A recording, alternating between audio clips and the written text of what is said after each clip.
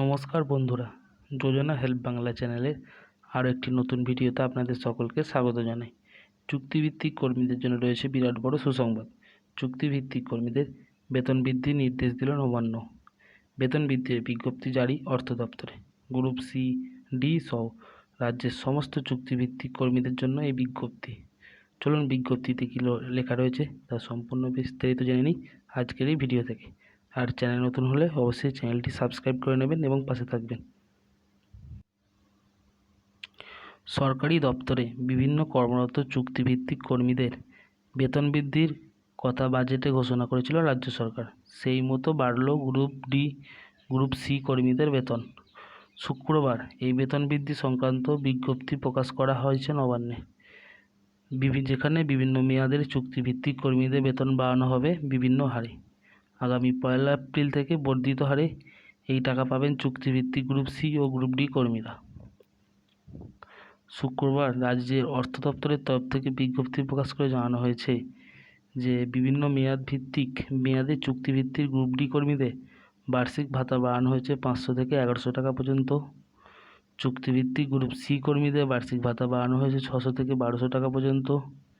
কাজের মেয়াদ অনুযায়ী 5টি ভাগে এই ভাতা বৃদ্ধি করা হয়েছে, যেখানে গ্রুপ ডিতে প্রাথমিক চুক্তিবদ্ধ কর্মী যারা, তাদের বেতন 15,000 টাকা ছিল, তাদের 500 টাকা বাড়ানো হচ্ছে।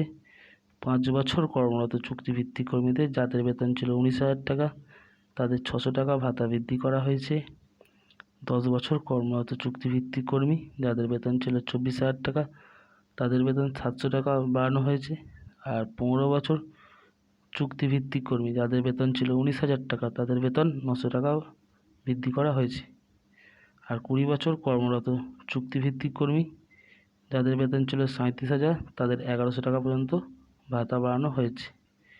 গ্রুপ ডি, গ্রুপ সি ক্ষেত্রেও 5 দফায় চুক্তিভিত্তিক কর্মীদের বেতন বৃদ্ধির সিদ্ধান্ত নিয়েছে সরকার।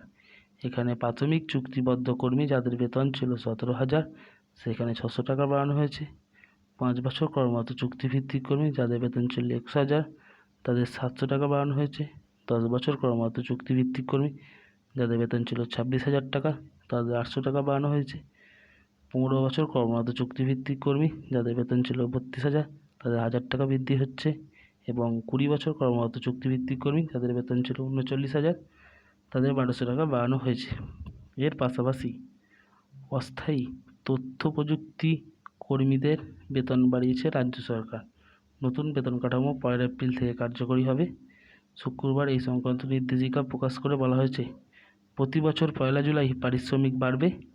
নির্দেশিকা অনুযায়ী data entry operator, help desk assistant, সমগোত্রীয় পদের কর্মীদের বেতন বৃদ্ধি করা হচ্ছে।